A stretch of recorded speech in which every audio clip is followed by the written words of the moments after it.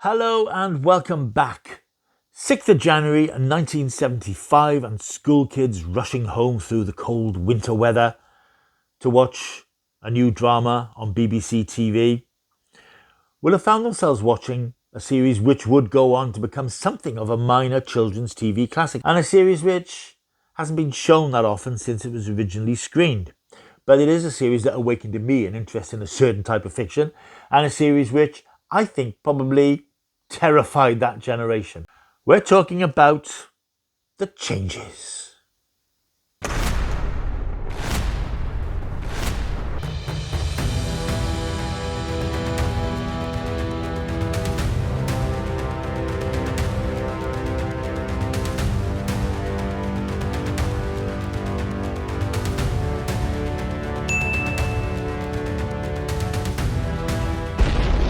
Hello and welcome back to my world of stuff. My name is Paul Mount. First of all, if you are new to this channel, if you've come on board because you've seen a video about a TV show you remembered when you were that high, why not like and subscribe to the channel? Because this channel is full of that sort of stuff. If you look back at the back catalogue of videos, everything here from 60s, 70s, even some 1980s, classic shows, kids shows, drama shows, classic films, classic TV of all sorts. There's unboxings, lots of Doctor Who. It's a potpourri of fantastic television and film. So all you need to do is like and subscribe to the channel. You can do that by clicking there. You can click that QR code and you are forever part of my world. You know it makes sense. The Changes debuted in January 1975, a 10-part drama serial for children, which was slightly unusual on the BBC, which had always favoured shorter run, cheaper dramas, 6-part dramas. This was a show which awakened or helped with a couple of other things that year, building me a fascination on post-apocalyptic stories, end of the world stories where the normal order of things is upset by some catastrophe or disaster or something that happens which brings society to a halt. And I've just become fascinated by that idea over the years. As we become more and more technologically adept and technologically advanced, the idea of a world where all that's gone is even more fascinating and even more terrifying in a way. 1975 saw The Changes arriving on BBC TV. A few months later, in March, we saw the BBC showing their apocalyptic post-plague drama Survivors. And later in the year, I discovered the novel of John Wyndham's Day of the Triffids. I'd already seen the feature film version from the 60s starring Howard Keel, which ain't great. And I finally read the book when I started doing my O-levels. The librarian in the college where I was doing my A-levels directed me towards John Wyndham's books, particularly The Day of the Triffids. I knew it was from a book, but I just never got around to reading it. And that trio cemented in me this love of end of the world type things. I think it's fascinating, if grim and slightly depressing scenario. But what I think is brave is that the BBC created this drama for kids in 1975. This was based on a trio of books by the writer Peter Dickinson. The books have become known as the Changes Trilogy, but their individual titles are The Weathermonger, which came out in 1968, Heartsease, which came out in 69, and The Devil's Children, which came out in 1970. And it told the story of a world where technology has been abandoned by human beings for a reason which becomes obvious later on in the books. And it's the story of surviving in a world without technology. The books were turned into a 10-episode series by Anna Home. She was a major figure in children's television in the 60s and 70s. She actually became head of children's drama in 1986. And she, like many at the time, felt that children deserved the very best from their drama. She always felt that just because shows were made for children, it didn't mean that they had to have small budgets. It didn't mean that they couldn't and shouldn't reach for the stars to tell big stories and important stories. Not just science fiction stories, but stories about being a young person in the 60s and 70s, real grounded stories.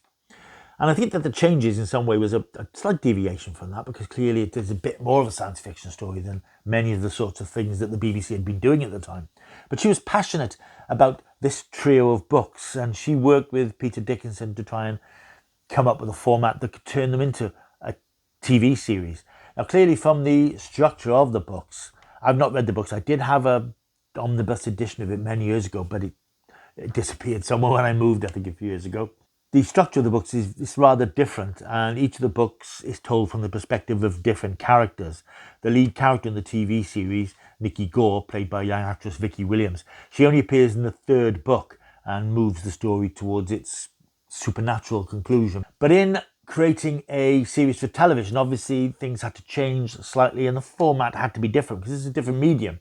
So certain characters were moved and dumped, certain scenarios were changed, and the whole thing was boiled down into the adventures of this young girl, Nikki, in a world gone mad.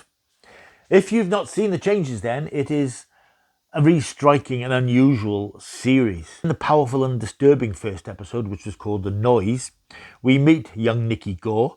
She's at home with her parents and she's studying, and her father, played by Bernard Horsfall, and her mother, played by Sonia Graham, who we remember from Escape into the Night, which I did a video on a few months ago. They're just having a normal domestic evening at home. Suddenly there's a weird sound in the air, and people, including Nikki's family, suddenly go berserk and they start revolting against machinery. They smash up TVs and domestic appliances. Cars are overturned and burnt in the streets.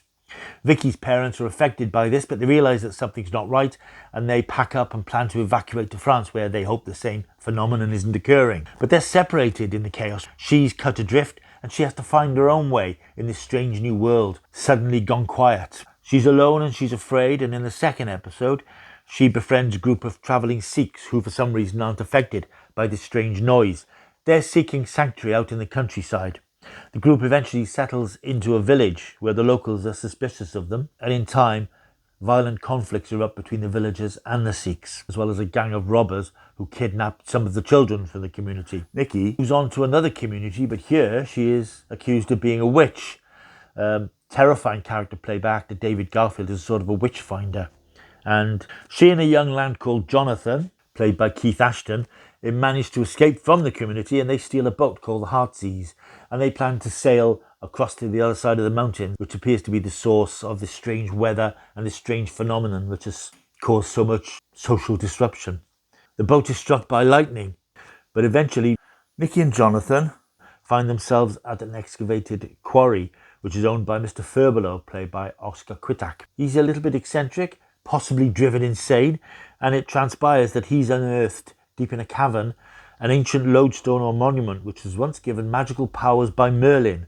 It's now been awoken, and it is trying to take Britain back to a golden age of life before machinery. Nikki sets out to persuade the lodestone that it's doing more harm than good, and asks it to return the world to the way it was.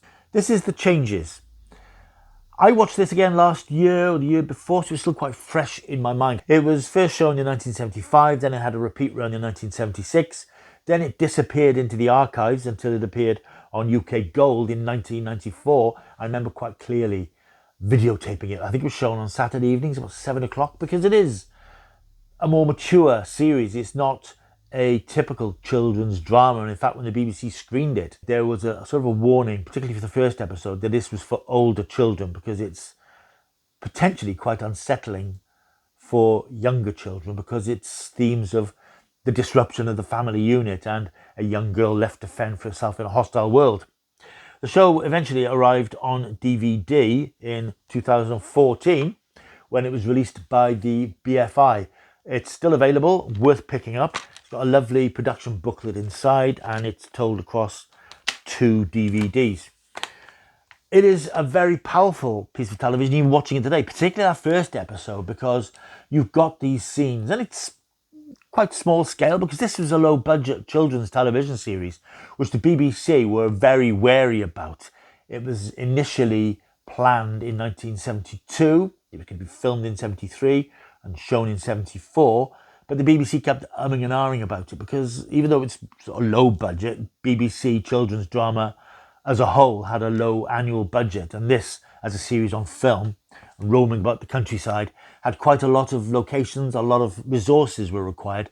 And even though it didn't have a massive budget, it would effectively eat up the entire drama budget for the BBC in the year it was made.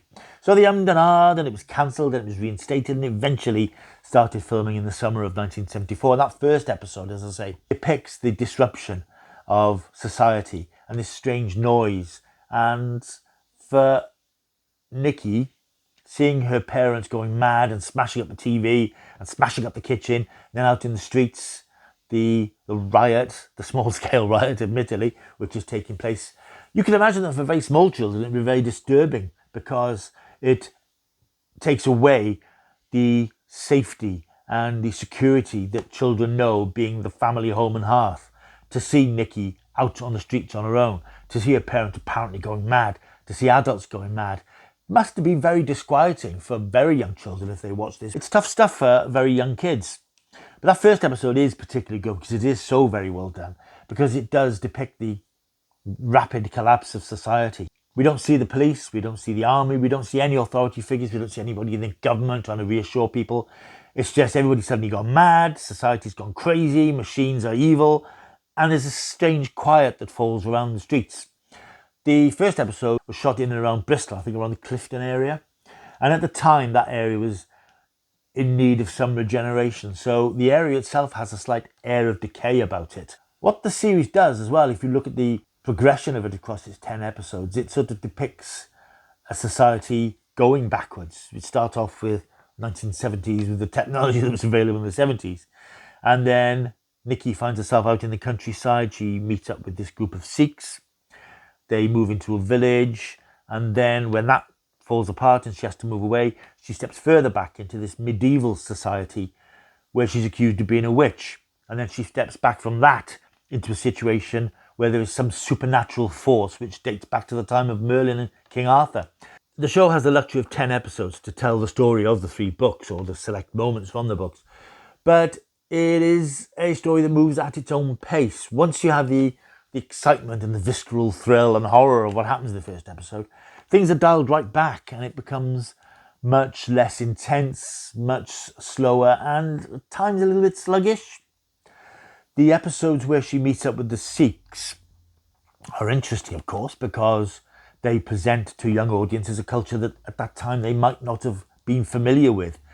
TV in the 70s and 60s is very different from TV of today, far less diverse and multicultural than it is today. And I think it's interesting that youngsters were exposed to different cultures at this time. And the show does very much reflect Sikh culture and the different mores and habits and so on of that particular culture. But the Sikhs are a very kindly people. They welcome her into their family, into their community, and they try to help her.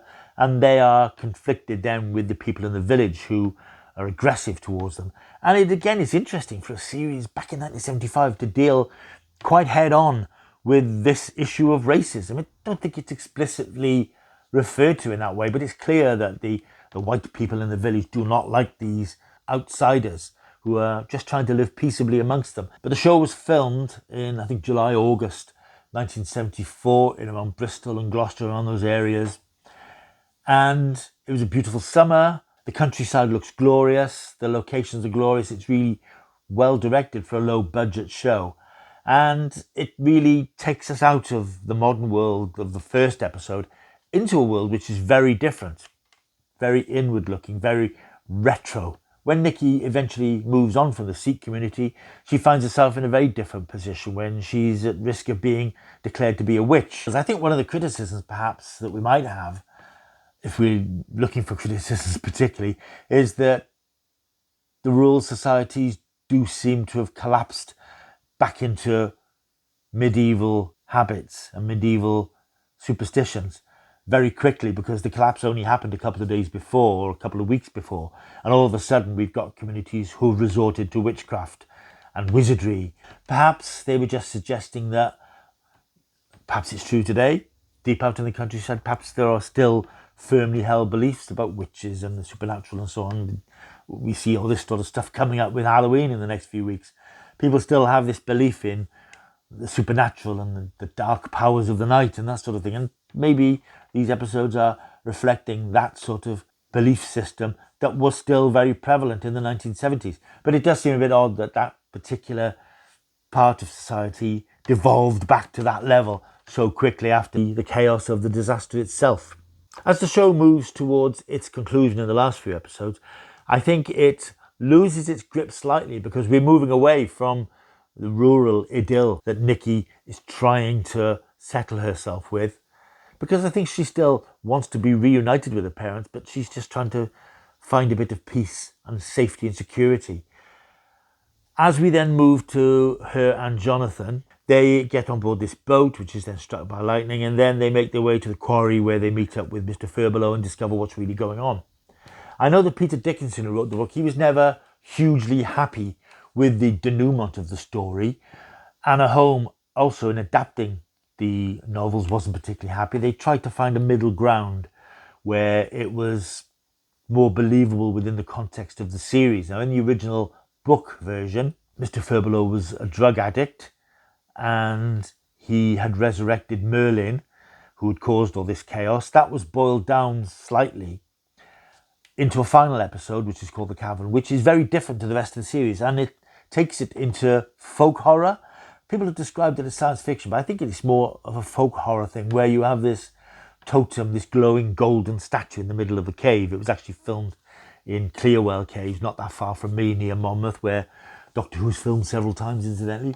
What works about that episode, even though it's suddenly drifting into this sort of supernatural thing about this entity in a stone which is trying to turn the tide of history, it has this really creepy, bellowing, echoey, haunting, reverberating voice, booming and godlike and quite scary.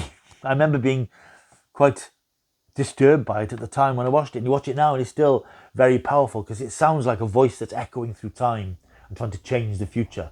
One of the things that people do remember about the show is its title sequence, which has famously an image of a train roaring out of a tunnel with the Changes title sort of bleeding over it, with Paddy Kingsland's original electronic score, technology represented at the time by trains and power lines and so on. But the title sequence alone sums up the series. You know, it shows what was at the time the technology people were reliant on. And the first episode particularly, goes on to show what happens when that's all gone. But I think that title sequence and that music is something that people do remember. And I remember when I watched it again last year, that sort of dragged me back into the story immediately because that's a visual that stayed in my head all these years. In the final episode, we have the denouement and the confrontation with this creature. As we have here and there some stock footage. There's stock footage in the first episode which supplements these scenes of violence that are depicted. Where we do interestingly have some stock footage, which is taken from 1967's Quatermass in the Pit, and the final scene, which shows traffic flowing through the streets again and showing that everything is put back to normal. The last episode is a slight disappointment because basically it's Nikki talking this entity out of doing what it's doing and putting things back to the way they were. I think the problem is the core idea of this is so strong in both the books and the TV series that it's very hard to come up with a properly satisfactory conclusion. And I suppose whilst it makes sense in its own narrative terms, it does seem a bit at odds with the reality and the realism that the earlier parts of the story had depicted, where people had turned against science and modernity and a more peaceful and rural way of life was offered. To suggest that it's all caused by some entity from the past takes it into a different area. I don't think I was particularly bothered by that at the time, but it struck me again watching it last year that it suddenly became, those last two episodes, a very different sort of series. And I know that everybody involved in the series had their doubts and misgivings about that, but they had to stay fairly true to the source material. And I think that given the resources that they had, the time they had, the finances, and the creative leeway that they had, I think that they did a good job in putting that idea across and bringing it to the screen as best they could. So that's the Changes. It is a startlingly good series. I mean, it stands the test of time because it is all on film. It isn't on videotape. It doesn't have anything particularly clunky about it. There's one visual effect at the end which lets it down very slightly, but it's a very sophisticated and mature piece of storytelling. I often talk on this channel about the children's series on ITV, which I was a big fan of, whether it's Freewheelers, Race of Wands, or Tomorrow People. And they're all great fun, but they are largely wish fulfillment stories, giving children access to stories about people doing things that kids wish they could do. All kids wanted to be able to travel in time or teleport or do incredible magic tricks or just have James Bond style adventures. But The Changes was very different because it took children out of their comfort zone and dumped them in a world gone mad. And that's much more challenging and much more demanding and much more terrifying, I think, for a young audience than a series about superpowered kids doing incredible things. If you've not seen it, I do recommend that you track down the DVD. The booklet inside is extremely informative, and in fact, some of the information I've told you today comes from that, as well as a couple of magazine articles. But it is an extremely accomplished piece of children's television at a time when children's television was the poor relation. It's not even that now, of course. It's sunk even lower than that now. BBC, I think in particular, had some resistance to spending a lot of money on kids shows. They tended to bring in a lot of cheap European and American imports to fill up the schedules. And of course, you had things like Blue Peter and cartoons. Their drama output perhaps wasn't as dynamic and robust as it should have been. But when they had a force of nature like Anna Home working to bring something to the screen that she believed in, it ended up in a series as incredibly memorable and haunting as The Changes, a series that I think has stayed in many people's memories. I'll be very interested to hear what you guys remember of the show. I know a lot of people have commented that they remember the show and they're looking forward to hearing me talk about it. So I hope I've managed to do it justice. And I'll be interested to hear what your memories of it are. And if you've seen it recently, if your opinion has changed, I think that it's still a very powerful piece of TV. It has pacing issues. It's very slow in places. It's very uneventful in places. But the core idea is so strong. It carries you through all that.